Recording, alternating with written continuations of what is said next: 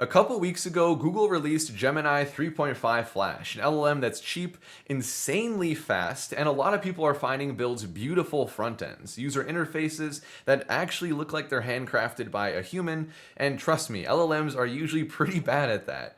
And then just a week later, Anthropic drops Opus 4.8, a reasoning powerhouse that just generally does really well on longer running agentic engineering tasks.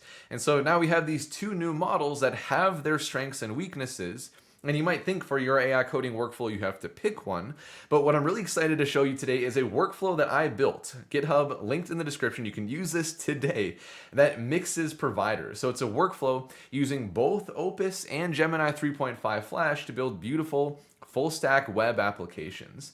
And so we're using the new Gemini to design the user interface, but then Opus is still doing all the planning for things like the page copy and any of the integrations to really make it full stack. And what really inspired me to build this workflow, and I'll show you how it works and how to use it in this video, is I've been doing a lot of testing recently with Gemini 3.5 Flash, both in the new version of Anti-Gravity and in Pi as my coding agent harness. And it's been able to build user interfaces that look like this. This was a one-shot in the new Anti-Gravity. Insanely impressive.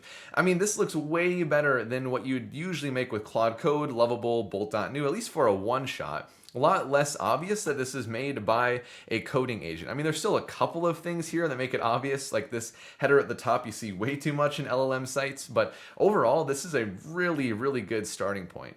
And so yeah, Gemini crushes the UI. But one thing that I noticed as I was building these sites is the UI looks good, but the information itself, the page copy, was often pretty hallucinated. And so like looking at the benchmarks here, Gemini 3.5 Flash seems pretty good compared to other models like Opus and Sonnet. But like in the end, Opus 4.8 benchmarks in my own experience and a lot of people's experiences is just way better at reasoning overall. And so this workflow combines the best of both worlds. Opus isn't as good as building front ends, but it sure is better designing the page copy, making sure it doesn't hallucinate the actual information and integrations for the front end. And then sort of the secondary benefit here is Gemini 3.5 Flash being a lot cheaper. We can spend a ton of tokens designing the actual UI while still paying a lot less. Like the price here, $1.50 for every 1 million input tokens. It is a lot more expensive using Opus 4.8. So mixing providers for the sake of cost and because we're leaning on the strengths for different parts of our workflow. So I want to explain the workflow with you at a high level, each one of the nodes that we have here and how we're mixing providers. I know it's a longer workflow, but we can use this to one-shot some pretty impressive websites, like this one I built right here, a deep space catalog I built just for a demonstration for this video. But yeah, the UI looks really good, and the page copy is perfect. It has a full backend that Opus built as well. This is the kind of thing we can build with this workflow in a single shot. And then I also just want to cover how you can use this workflow and just generally some best practices that I built into this that you can have as a takeaway no matter the harness you're building, mixing providers in any way. And then in the repository for this workflow that I have linked in the description, I have a README here that you can point your coding agent at to set up everything. So it'll copy the skills over into whatever folder you want to create your application. And then it'll help you set up Pi with OpenRouter to have access to Gemini 3.5 Flash. And later I'll show how you could use Anti-Gravity as well. So I just use OpenRouter as my way to work with Gemini. And so we have all of the skills really for each one of the steps in the workflow that we have here. And then if you want to run everything as a one-shot, I also have the Archon workflow. So I'm not going to focus on this in this video, but Archon is my open source harness builder. This is a workflow that takes all of these skills and it combines it together into a single execution. So the agent will go through every single one of these steps autonomously. So really, really cool.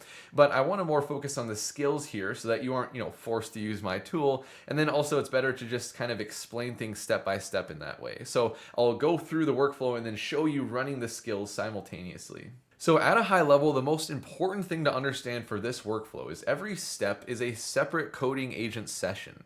And the way that they communicate with each other is by passing off handoff documents. So every single step is going to output a markdown document that is immediately read at the start of the next node. And so, for example, with our first step here, we kind of just survey the repo and the spec initially with Sonnet. And so all that initial exploration, we summarize it in context.md, and then that is read in our plan step. So there are two big reasons that we designed the workflow in this way. The first and more obvious one is that there's not really a way to mix providers in a single conversation, right? Like I can't really just start with Opus and Claude Code and then transition that same context window into Gemini with either Pi or anti-gravity. It's just not possible to do that really.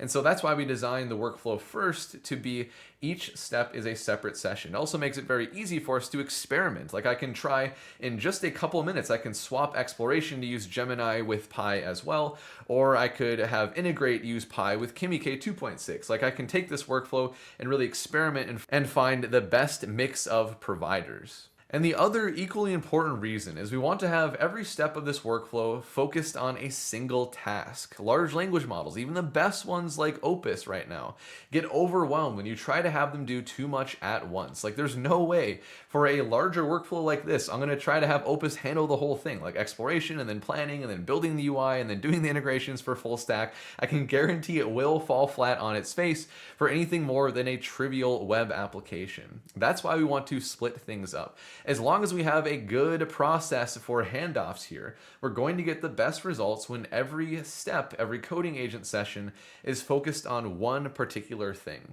And so, yes, there is a lot of prompt and context engineering that went into the skills for the handoff process. We really have to make sure they're communicating effectively. And that's why I'm excited to give this as a resource for you, because there's a lot of effort I put into it. But assuming you have that taken care of and designed well, this is going to give you the best results. Now, for a larger workflow like this, it's not like you can one-shot every web application. Like I want to be clear up front, but it's going to be great for building any kind of proof of concept or MVP for even non-trivial full-stack applications. The sponsor of today's video is Sonar, specifically their SonarQube Advanced Security product. The reality right now is that 30 to 40% of code is already being written by AI at a lot of companies, and that number is only going up. But what most companies aren't solving for fast enough is verification.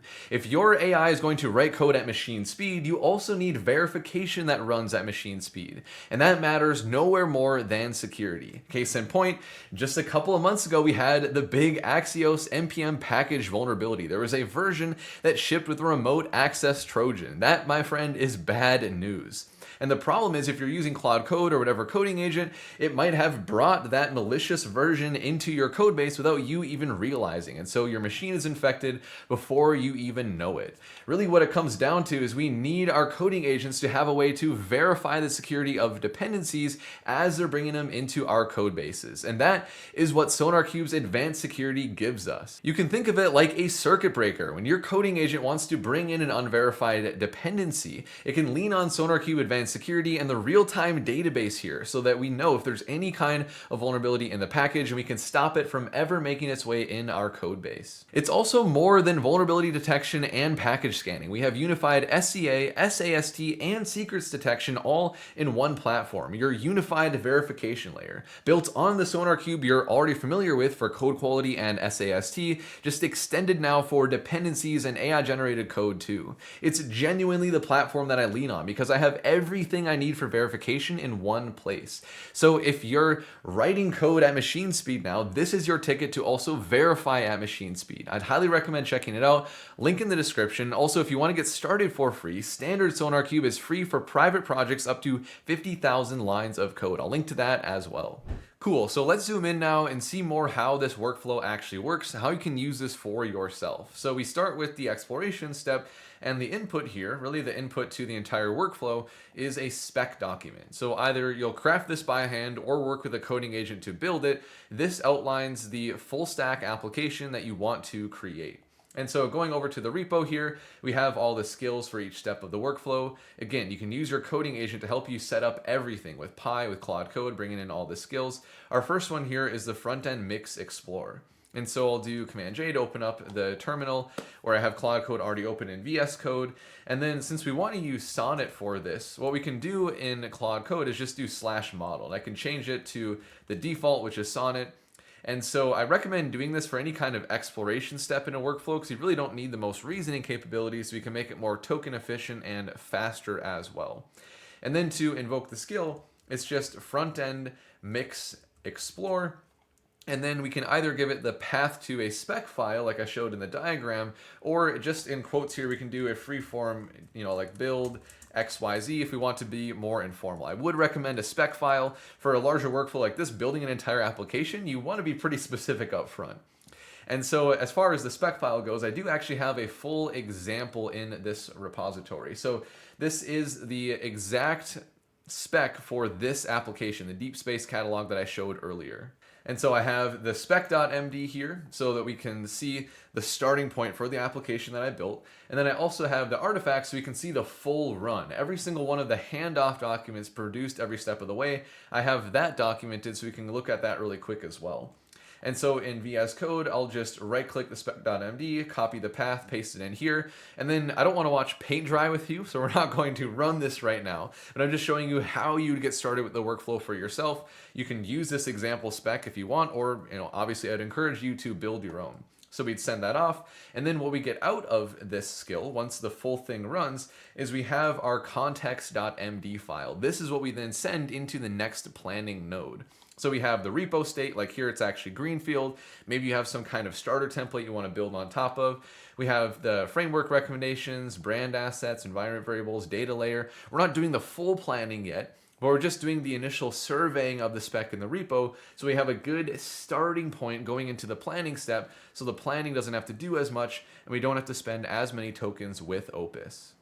Okay, so back to the diagram now. We have our context MD, and it's time for the plan step. And again, we do this in a separate coding agent session. And so back in Claude Code, we can start up a new terminal if we want to, or we could just do a /clear right here. It really doesn't matter that much. And so let me open up Claude Code again in a new session. And this time, the skill that we're going to use is the plan one. So just /frontend mix plan. You can see it's really easy here. Like, yes, there's quite a few steps that I have in this workflow and it'll take a while to get through it, but you can chug through this pretty quickly. And also it's nice to have different sessions and different handoff documents because we can also verify each one. We can put ourselves in the loop wherever we want to really make sure the coding agent is on track. Or if we want to just trust it, we can just kind of rip through these. So we just wait for one to finish and do the next and then give the path to the handoff document, right? So like right here, I'll go back in the artifacts folder, copy the path to context.md. That is the one parameter here. So now we have Opus for our planning. And I guess before we run this, we would actually have to do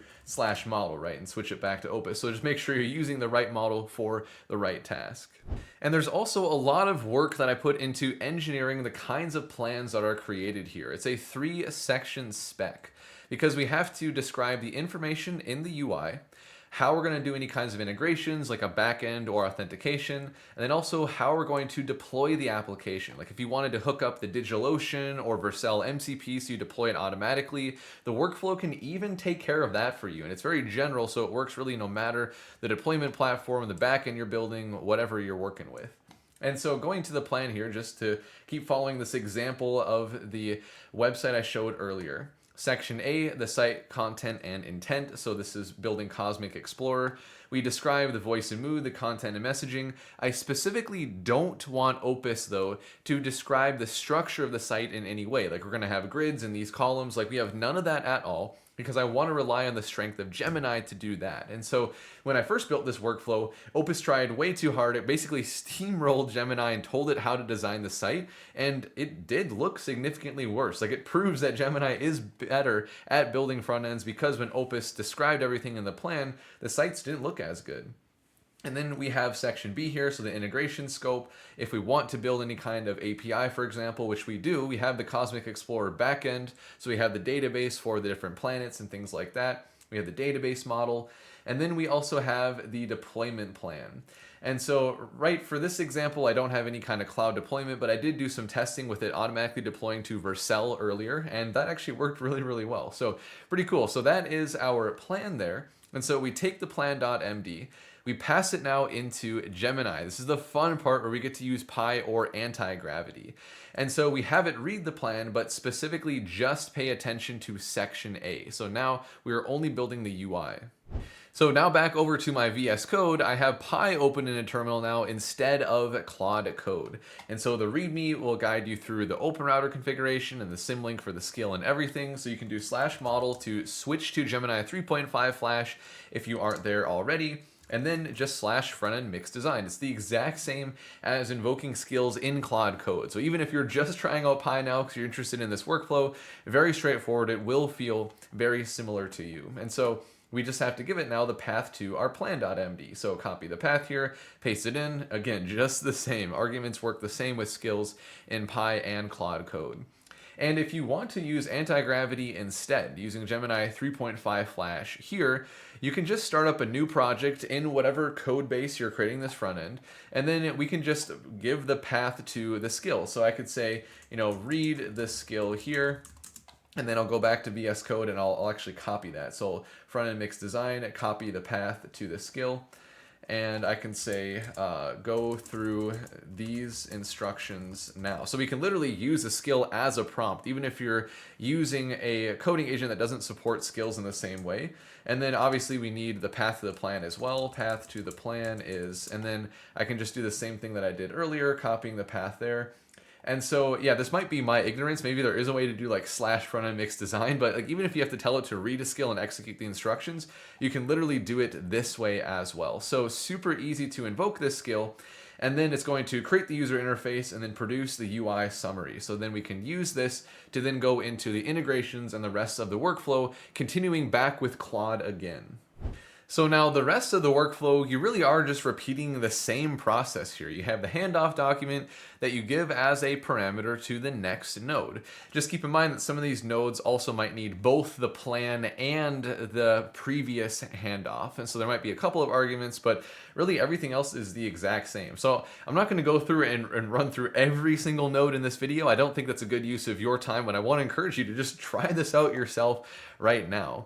But the process is straightforward all the way to the end with a smoke test. So we do the integrations, like building out any kind of backend. We do the validation, so just having Sonic go through our unit tests and linting and things like that. We fix any issues that come up with Opus, and then we have the deployment, whatever you have in your spec for that. And then we even do a smoke test. So using the agent browser skill, I use this all of the time. It's browser automation, so the agent can verify the website, testing it as a user actually would. So we do that at the end, and then we end with a deployed app that, as long as it's not like some really, really complicated full stack app, you're gonna have a nice one shot. Like this workflow works incredibly well from quite a few different tests that I did with different front ends, including the one that I showed you right here that I'm pretty impressed with overall. So yeah, I mean, really, I'm just gonna go ahead and leave it there. I'd encourage you to try this harness yourself, even if you just wanna take ideas that I've taught here and apply it to your own harnesses. Of course, I would encourage you to do that as well. And so if you appreciated this video, you're looking forward to more on harnesses and agentic engineering, I would really appreciate a like and a subscribe. And with that, I will see you in the next video.